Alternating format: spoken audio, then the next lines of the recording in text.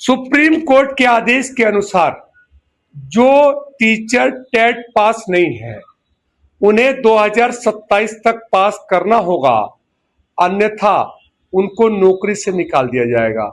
यह एक मौखिक आदेश है जिसे सबने सुना, लेकिन क्या प्रश्न है कि इसकी संख्या 20 से 25 लाख है, तो क्या सरकार इतनी जल्दी इन टीचरों का व्यवस्था कर लेगी? क्या इतनी जल्दी 25 लाख, 20 लाख या 15 लाख ही मान लो, अगर टीचर पास कर जाते हैं तो ये तो फिक्स है कि 100% रिजल्ट तो होगा नहीं। क्या 25 लाख हो चाहे 20 लाख हो, क्या 20 के 20 लाख टीचर टेट पास कर जाएंगे? और अगर इसकी संख्या 10,000, 10 लाख, 15 लाख बच गई या 5 लाख भी अगर टीचर टेट नहीं पास कर सकते हैं, कर पाएंगे, तो उस केस में क्या तत्काल बहाली राज्य सरकार और केंद्र सरकार कर देगी? यह एक बहुत बड़ा प्रश्न है, क्योंकि क्लास चाहे कितना भी सुंदर क्यों न हो, क्लास की सुंदरता शिक्षक से ही बनती है और शिक्षक निश्चित तौर पर मेहनत कर रहे हैं क्योंकि सुप्रीम कोर्ट का आदेश है।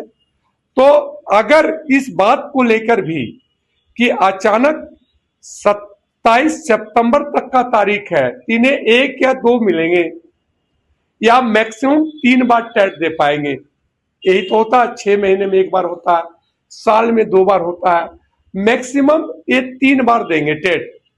और सभी को पता है किसी शिक्षक की एज 50 है, 52 है, 54 है, तो अनुभव तो होगा, लेकिन शायद शिक्षा के लिए, पढ़ने के लिए उतना टाइम उन्हें न मिल पाए, तो नतीजा आपको यह एक रिजल्ट जो होगा वह 50%, 60%, 70% भी अगर निकाल देते हैं हम पास हैं, तो 30% का मतलब सीधा हो गया कि 7 से 8 लाख शिक्षकों की तत्काल कमी आ जाएगी।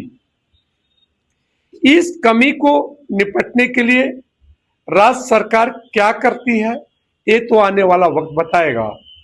केंद्र सरकार इस पर क्या नया बिल लाती है या संशोधन लाती है या फिर टाइम लेती है, ये तो आने वाला समय बताएगा। लेकिन ज्यादा समय फिर भी नहीं बचता है, 1 साल का टाइम है, क्योंकि मई जून हो ही गया, अगले साल सितंबर तक की कहानी चलनी है।